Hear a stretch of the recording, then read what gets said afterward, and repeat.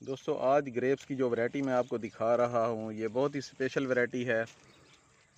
इसे हम पंजाब का सुंदर खानी कहते हैं।